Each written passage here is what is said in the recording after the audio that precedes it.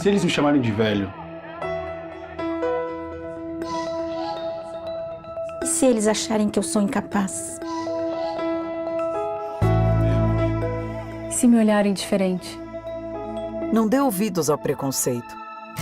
Usar aparelhos auditivos é cuidar da sua saúde. É cuidar de você. Audibel, ouvir bem é viver bem. É com muita satisfação que a Unimed Vale dos Sinos faz a entrega deste presente especial a você. É o novo Hospital Unimed, referência em tecnologia, inovação e humanização. Uma estrutura toda conectada, com corpo clínico de alta qualidade, trazendo excelência ao atendimento hospitalar. Unimed Vale dos Sinos. Cuidar de você. Esse é o plano.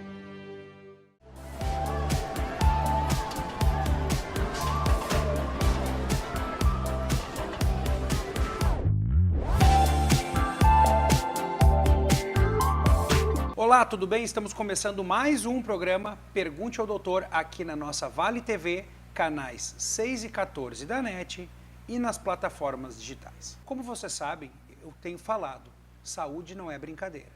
E como prometido, eu trouxe mais uma vez a amiga neurologista, pediátrica ou infantil, como queira usar o nome, Michele Sampedro. Bem-vinda novamente.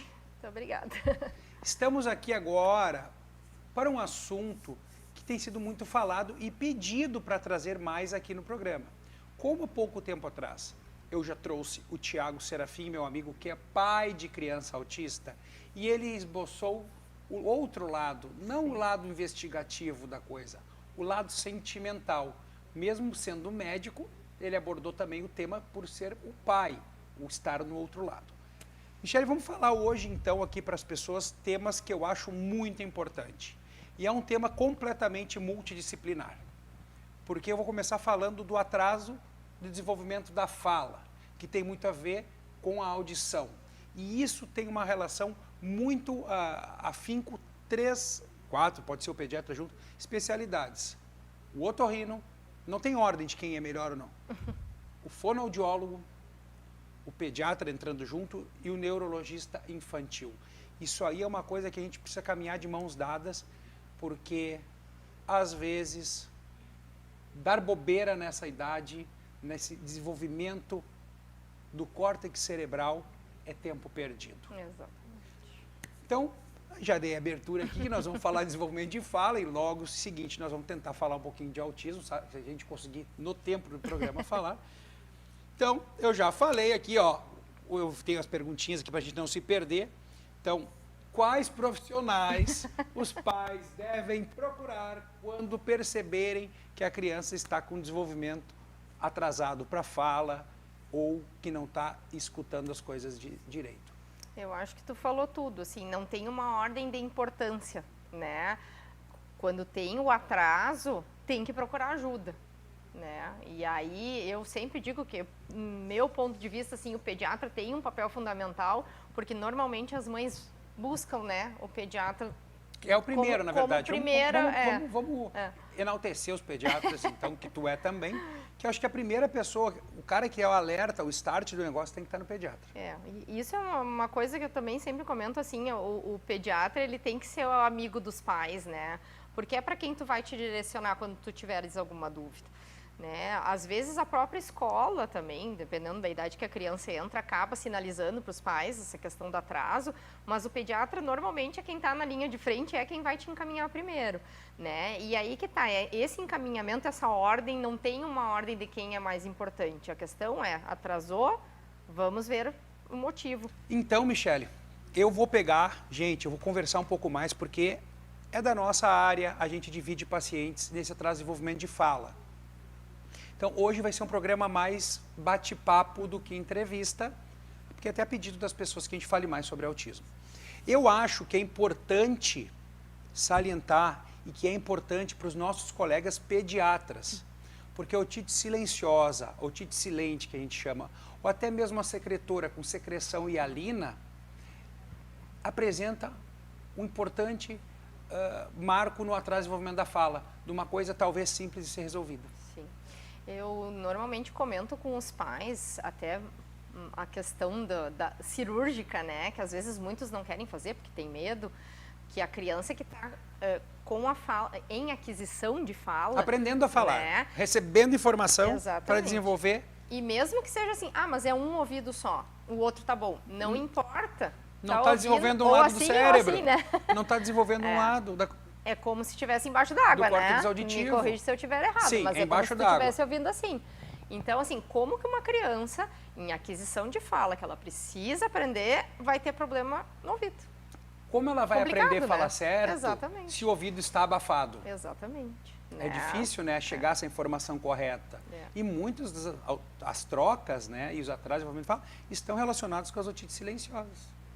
Exatamente. E tem um problema também que eu acho que talvez os pais não entendam, que diz assim, mas ele é novinho ainda, tem, né, um bom caminho. Mas justamente a gente sempre fala da questão da intervenção precoce, e não só falando de autismo, falando de Crianças fala. normais, desenvolvimento Exatamente, de fala, de fala. atraso de desenvolvimento de fala. Lá na frente, se tu não tratar, vai dar problema na escola. É o que ela falou do ganho. Tudo que aquilo que a criança não escutar direito, não vai processar direito no cérebro. E essa informação não vai gerar o desenvolvimento adequado que ela precise para aqueles sons. Exatamente. Não gerando o desenvolvimento adequado que ela precise para aqueles sons, ela não vai conseguir fazer a formação das palavras de maneira correta. Vai gerar atraso, vai gerar trocas, enfim, um monte de coisa. Um monte de coisa. Né? Então, voltando àquele assunto de que não tem um principal, né, que seja o primeiro para tu buscar, no momento que tu buscar um profissional, seja fono, otorrino, neuro, a gente precisa fazer uma avaliação de como está essa audição, né? Inclusive para a questão do autismo, tem alguns colegas que dizem, eu não peço exame auditivo. Se a criança tem um atraso na fala, não me importa a origem desse atraso na fala, se é autismo, se não é autismo, tem que investigar a parte auditiva, sempre, né? Justamente por isso que a gente acabou de falar. Como é que tu vai ir na fono, vai estimular, como é que a fono vai trabalhar se essa criança tem um problema lá, né, no ouvido? Não que tu não tenha que estimular, tem que estimular, mas como que ela vai estimular uma criança que está com problema auditivo? Eu acho importante tu falar disso, porque a fono pode ser ela mesma que faz o diagnóstico. Exatamente. Ela vai lá, a criança, faz uma impedanciometria, ou imitanciometria, tanto faz o nome, e já verifica que está uma disfunção ali naquele tímpano, que o resultado pode ser o C, que é uma disfunção, e o B, que ele está ou furado ou está cheio de secreção lá dentro, não está vibrando corretamente, ela já pode alertar e dizer direto, já procura um otorrino, porque eles vão ter que dar condução para isso.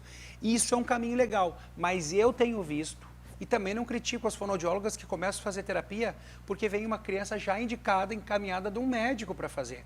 Mas fazer uma terapia de atraso de desenvolvimento de fala ou por trocas, sem ter uma resposta de uma avaliação auditiva que está tudo ok, pode ser um chover no molhado, ou enxugar gelo, porque... Está entendendo, né?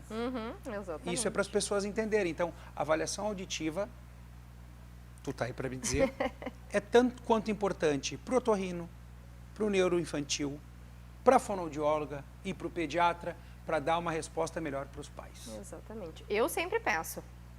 Muitos pais não querem fazer. Mas tem que fazer. E a resposta que eu recebo é, ele escuta bem. Mas tu acha, né? Exatamente. Eu sempre respondo, tu acha? Exatamente. Eu sempre falo isso para eles, a gente precisa ter uma certeza, porque senão a fono, é bem que tu falou, ela vai trabalhar e tu não sabe como que essa criança está, como que está essa audição para tu estar lá estimulando ela e daqui a pouco ela receber a informação muito melhor se essa audição tiver 100%, né? Então fica aqui a orientação. Avaliação auditiva é importante. Nenês fazem o teste da orelhinha. Necessariamente não precisaria fazer outro, se passou. Mas se a criança começa a apresentar infecções recorrentes e alguma coisa que vocês suspeitem, converse com o seu pediatra para dar seguimento nisso. Exatamente. Nem sempre precisa ir no neurologista infantil, nem sempre precisa ir no otorrino, mas uma boa condução é sempre... O zelo é sempre melhor que o abandono, né? É melhor cuidar do que depois ter que correr atrás do prejuízo. Exatamente. Vamos entrar naquele assunto que as pessoas tanto falam e eu acho que sim, está se investigando mais, explorando para conseguir novos diagnósticos. Então, eu sei a resposta, mas vamos fazer para gerar assunto. Todo atraso de fala é autismo? Não. Não, né, gente? Então vamos começar falando, fala tu agora. Na verdade, isso é bem comum, assim, no consultório da gente receber, inclusive, não vou dizer que, né, a gente tem que ter cuidado um pouco com o que a gente vai falar, mas às vezes os pacientes vêm encaminhados da escola e já começa assim, a escola mandou ver se não é autista porque está com atraso na fala, né? Então, eu sempre digo, o diagnóstico de autismo a gente tem que ir com muito cuidado, porque nem todo atraso na fala é autismo, né? Então, talvez tu vá falar muito melhor do que eu, ou uma fono vai falar muito melhor do que eu, quais são as outras origens, né, que a gente tem, e existem outros atrasos na fala, né? A gente tem a própria apraxia da fala, que muitos autistas têm também, mas a gente tem crianças que têm apraxia da fala que não são autistas, né? Então, isso é uma coisa que eu vejo bem seguida, assim, atraso na fala é autista. Não é. Tá? E o inverso também, às vezes acontece, da criança ter melhorado o atraso na fala, e aí então o diagnóstico de autismo está errado. Isso também não é verdade. Ter diagnóstico e não ser. Às vezes acontece, né? Pelo atraso de desenvolvimento da fala. Exatamente. Mas daí não é só a fala, né? É porque a criança que não escuta, ela não se desenvolve, ela não consegue interagir, ela não entende o estímulo do pai, da TV, da conversa com os amiguinhos, ela tem o estímulo visual só, né? Mas a questão entrando no autismo e voltando na nossa entrevista anterior do DSM-5, a gente tem outras coisas que entram dentro dos critérios diagnósticos para autismo. Então, o atraso na fala é um critério, né? É um critério muito importante, sim, mas não é o único, né? Então, vários, a gente tem que avaliar a criança como Então, vamos um falar todo, desses né? critérios. Estereocinesia, não tem? Tem. Na verdade, eu sempre digo assim, os mais importantes, tá? É o atraso na fala, a socialização e os comportamentos repetitivos, tá? Tu tendo esses 3, fechou. É assim mesmo? É assim. Bate martelo? Bate martelo. A dificuldade de socialização, né? E às vezes a dificuldade de socialização para os pais, assim, mas comigo ele socializa. Mas vocês são os pais, né?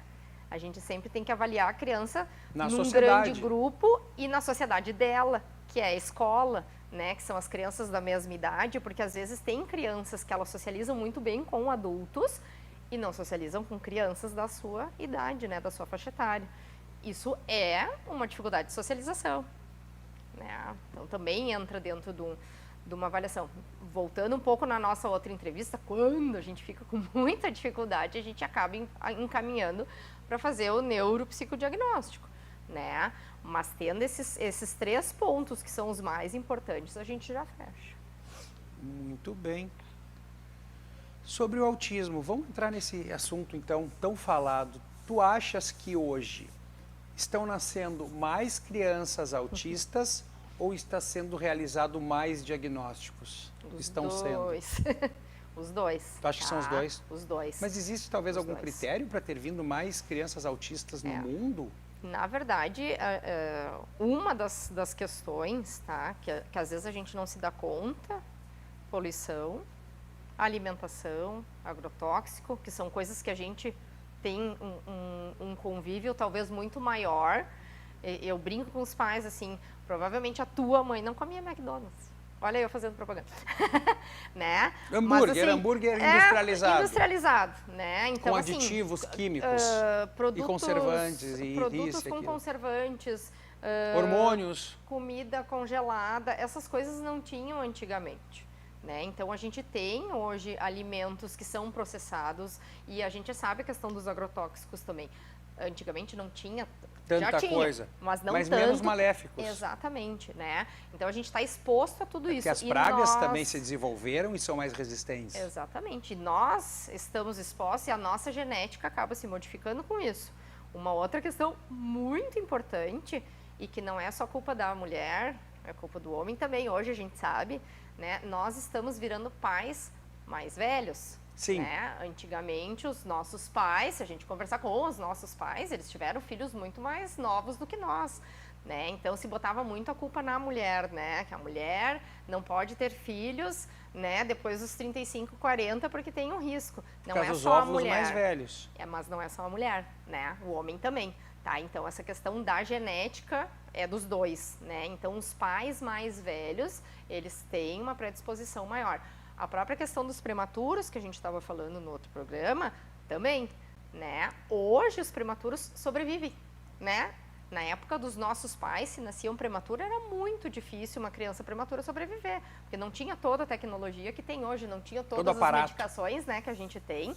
Então, um prematuro extremo não sobrevivia. Hoje a gente tem vários, só que essa questão do prematuro sobreviver, ele vem com uma carga também, né, com sequelas, enfim, não todos, e atrasos. Mas a questão, o próprio déficit de atenção e hiperatividade, que às vezes as pessoas dizem que é a doença da moda, né, também está associado. Já passou. Eu acho que agora o transtorno do espectro autista é bem mais falado. Mas também está associado com a prematuridade. Tem muita gente que não sabe. Então, toda essa questão, assim, da gente ter uma medicina, é que nem os idosos também. A gente ter uma medicina mais moderna, ela também nos traz outras doenças junto, né?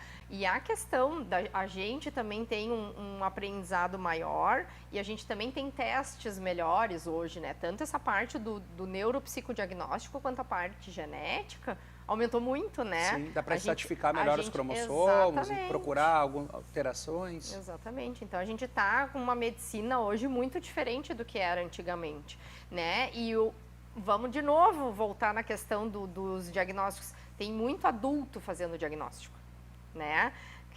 Aquelas crianças que talvez lá na escola eram os estranhos, os esquisitos. Né? Ou até mesmo os louquinhos chamados, né?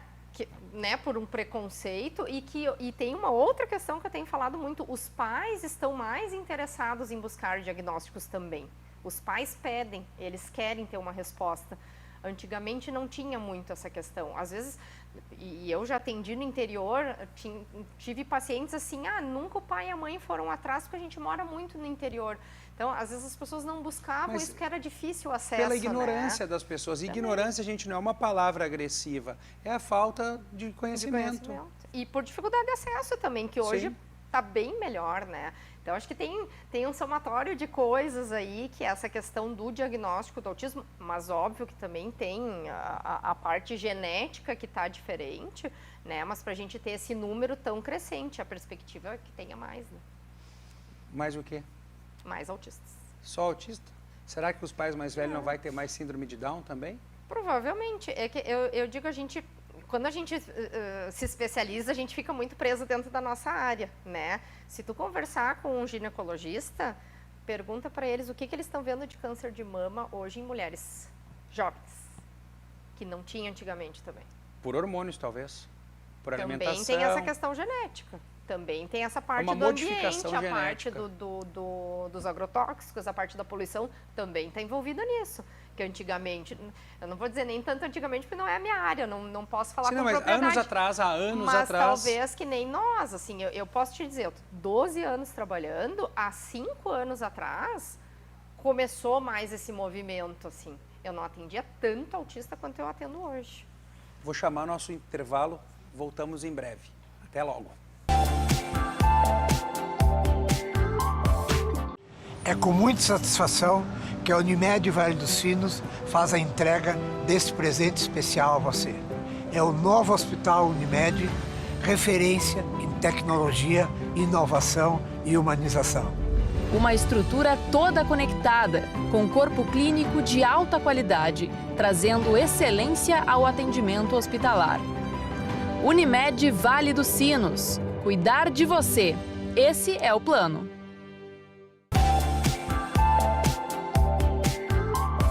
Voltando então do nosso intervalo, eu estou aqui entrevistando e conversando hoje com a amiga Michele Sampedro, neurologista infantil ou pediátrica, para aqueles que gostam de mudar o nome. E agora eu vou seguir nas classificações. Sabe-se que o autismo é classificado em níveis. Tu pode explicar isso um pouco para o nosso... É telespectadores, é streamers, é tudo aqui. Vamos lá, então.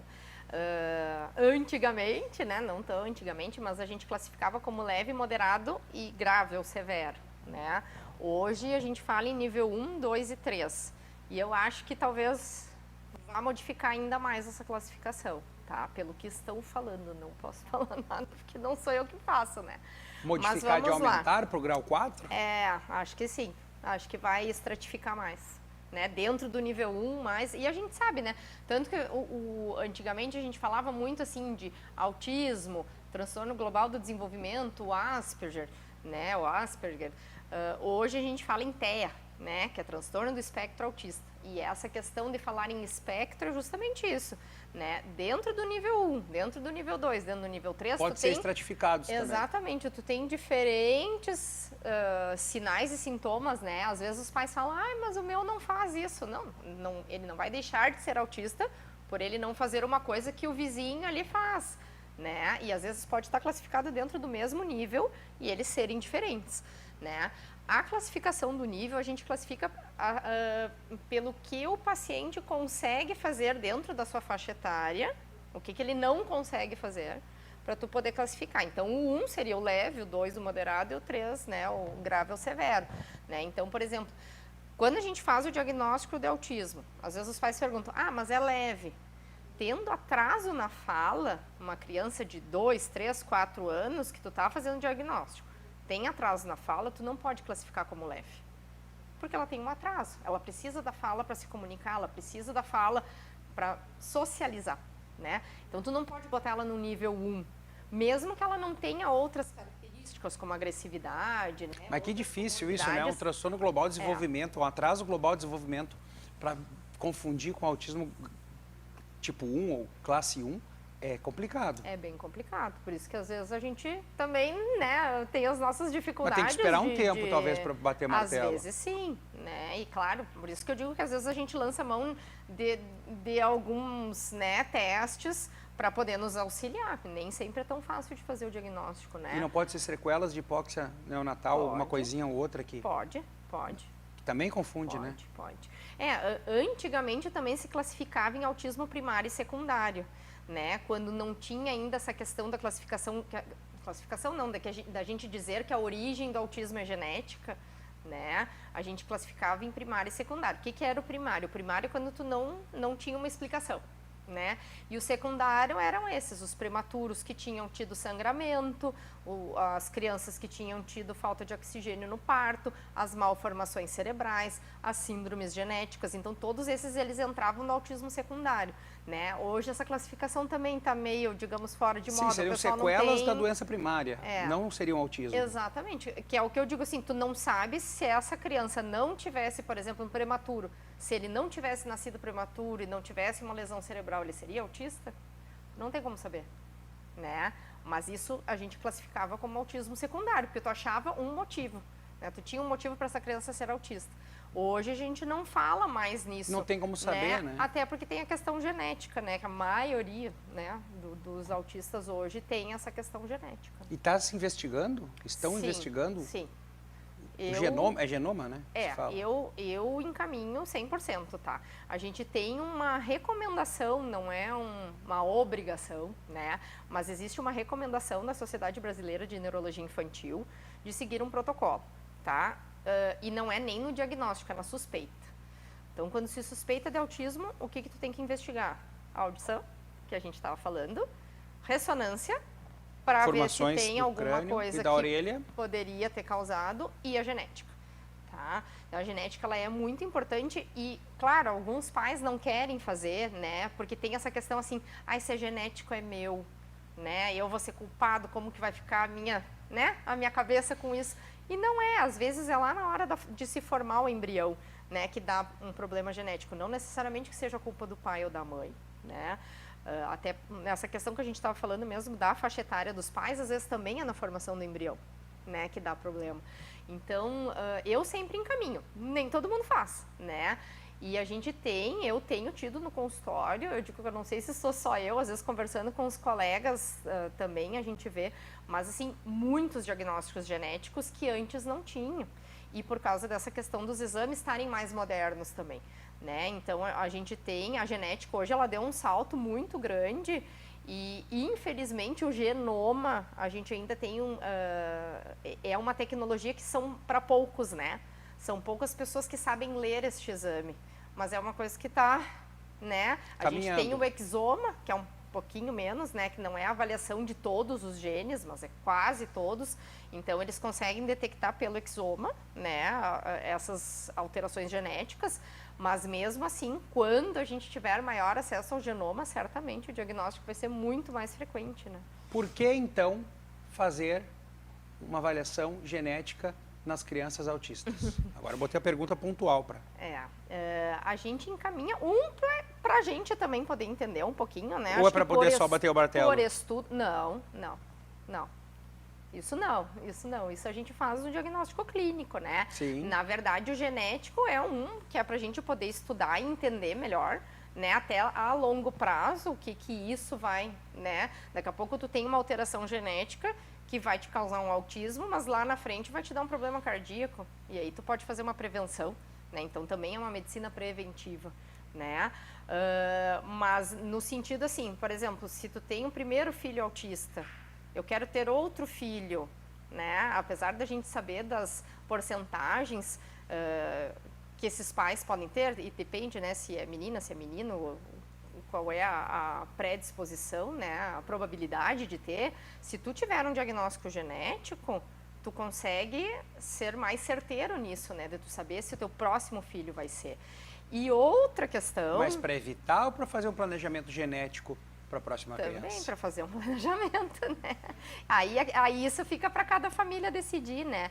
E tem uma coisa que se fala muito pouco, né? Hoje a gente tem a questão do tratamento genético, né? Por exemplo, a amiotrofia espinhal. A amiotrofia espinhal, que é uma Metrofia? doença... Amiotrofia. Amiotrofia. A AMI, a famosa AMI, né? Não que tinha a entendido. gente tem pouquíssimos, é raro, né? A gente tem poucos casos, mas é uma doença que é genética e ela tem um tratamento, né? Então, o que esse tratamento faz? Ele vai lá e modifica a genética da criança para que futuramente ela não tenha os sintomas que ela teria, né, se tivesse aquela alteração genética. Então, hoje, dentro da genética, é o que mais se estuda. Então, assim, daqui a pouco vai ter esse tratamento, né, para quase todas as doenças genéticas. Então, tu imagina que tu tem um filho autista que tem uma alteração genética e tu vai lá, faz um tratamento e melhora. É o que a gente quer, né? Talvez isso esteja muito longe. Faz um tratamento, né, daquele que já tenha. Da alteração genética. Ou se programar para os próximos genética. não ter. Isso a gente chama de terapia gênica, né? Só que a terapia gênica, ela isso é uma coisa muito moderna. Muito moderna. Hoje a terapia gênica é para pouquíssimas doenças. São muito poucas, mas os geneticistas estão estudando para que isso se amplie. Então, no momento que tu tem um diagnóstico genético, daqui a pouco, se tiver a terapia gênica à nossa disposição, fica muito mais fácil. Mas né? eu acho que vai demorar um pouco. Eu também acho. O custo elevado disso. Mas, né, eu costumo encaminhar de praxe, assim, mas a gente sabe que não são todas as famílias também que acabam por condições, né? O convênio cobre bastante coisa, mas o particular realmente para fazer acaba sendo bem pesado, né? E no SUS a gente sabe a dificuldade que a gente tem, apesar da gente estar do ladinho de Porto Alegre, ser a nossa referência que a gente tem no Rio Grande do Sul, né? Mas para Porto Alegre atender praticamente todo o Rio Grande do Sul fica pesado também, né? Então acaba demorando bastante para fechar esses diagnósticos. Né? Um assunto que falam e que, na verdade, a gente desmistifica, que é assim, doutor, mas o autismo, hoje já está melhorando muito, tem tratamento? E eu já vou começar respondendo por ti, eu gostaria que tu desse seguimento. Gente, autismo não tem tratamento, autismo não é uma doença, autismo é um transtorno. Então não existe um tratamento para aquilo, e sim para cada coisa específica. Deixa para ti essa bola. O tratamento do autismo são as terapias, né? E aí isso a gente vai adequar a cada paciente, né? Então, vamos lá, voltando ao nosso atraso na fala, né? O paciente com atraso na fala, a gente vai encaminhar para fono, vai encaminhar para musicoterapia, né? Aquele paciente que tem alguma alteração comportamental e até para a parte social a gente caminha para psicóloga, questões motoras para o psicomotricista e assim por diante, né? Então, às vezes tem uma hipotonia, vai encaminhar para o fisioterapeuta. Tem que falar do meu amigo né? Mega aqui no programa também. Né? A gente encaminha para fazer eu vou trazer ele aqui para falar sobre as terapias que ele faz também. A criança hipotônica ou até a questão da ponta do pé, né? A gente tem encaminhado muito para físio, para essa questão, porque eles acabam fazendo aquela hipertonia de tendão que o paciente com paralisia cerebral também faz. Né? Hoje, inclusive... De caminhar na ponta dos pés? A gente não é uma coisa de praxe que se faz também, mas tem pacientes que têm ido até para cirurgia. Né? Mas faz botox em alguns para testar? Se faz. né? Mas o Botox é uma marca. Vamos lá, toxina botulínica. A toxina botulínica a gente faz naquele paciente que tem um problema no músculo, né? E que acaba ficando com hipertonia. Existe um risco de tu fazer num autista, porque ele tem um músculo, teoricamente, é um músculo normal. É ele que está contraindo. E acaba, às vezes, piorando a situação. Mas uma dosezinha baixa, dá para fazer. Dá para fazer, eles fiquem bem. Faz uma dose baixa, vê como é que responde, para ver se não vai causar uma hipotonia muito grande, né? Dá para fazer sim. Então, é um tratamento multidisciplinar, mais uma vez, individualizado, cada grau, cada alteração, cada subtipo para tratar, não é tratar, para estimular as suas deficiências ou seus transtornos. Isso aí, as comorbidades, né, que a gente diz que acompanham. E a questão de medicar, né, entrando nas comorbidades, a gente vai medicar os casos que hajam necessidade, né, um paciente que é agressivo, que apresenta automutilação, ou que é muito ansioso, existe, né?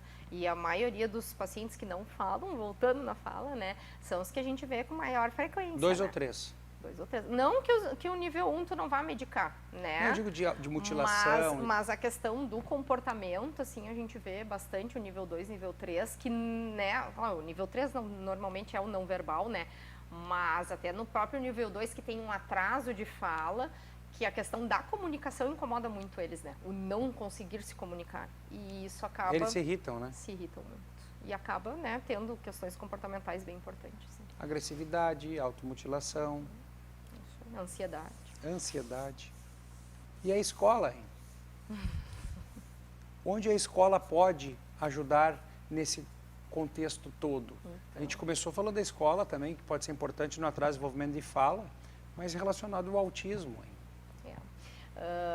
A gente tem visto assim mais as escolas empenhadas, né? Não dá para generalizar. Às vezes eu brinco que eu brigo bastante com as escolas, porque eu acho um local muito importante de perceber atrasos no desenvolvimento. Que às vezes para um pai, que a gente diz pai de primeira viagem, não percebe que seu filho está atrasado. Eles acham que aquilo ali é normal, né? E às vezes aquele que não vai no pediatra regularmente, como deveria ir, quem acaba sinalizando os atrasos é a escola, né? Então, às vezes a escola acaba não falando porque acha que é falta de ética, tem que falar. Escolas escutaram isso? É isso que eu brigo. Escolas escutaram? Tem que puxar as orelhas mesmo, porque assim, a criança fica muito tempo na escola. Tu imagina aqueles pais que trabalham o dia inteiro, que a criança fica turno integral, e que a escola está vendo que a criança está atrasada e não fala para esse pai e para essa mãe buscar uma ajuda. É complicado, né? Então, começa por aí, né? No momento que percebeu algum atraso, não precisa dizer assim, eu acho que teu filho é autista. Chama o pai e a mãe para conversar, quem sabe tu não leva no pediatra, vê se não tem alguma coisa, né? Pode começar de leve, não precisa ir direto, né? Apesar de que às vezes tem muitos professores que já sabem os sinais e sintomas e já sabem, conseguem fazer um diagnóstico, mas eles não podem, né? Então, eles têm que ter essa questão da ética, mas eles podem encaminhar, né? Eles podem sinalizar para os pais que tem alguma coisa errada, né? Michele, minha amiga, nosso tempo, De novo. Novamente, estamos terminando nosso tempo. Agora estava bom o assunto. Agora que engrenou. Eu quero agradecer pela atenção das pessoas que estão nos escutando, prestando atenção no que a gente quer trazer de informação de saúde. Quer deixar teu arroba? Fica à vontade, a câmera é tua. Então tá, o nosso Instagram é @doutora Michele Sampedro, tem bastante informação. Lá eu também puxo as orelhas das escolas e eu trago bastante assunto assim dentro da neurologia infantil e vai ser um prazer responder as dúvidas de vocês. Gente, obrigado novamente pela atenção, paciência. Lembrando, saúde não é brincadeira. Mande suas dúvidas para que possamos melhorar cada dia mais o programa. Até o próximo. Tchau, tchau.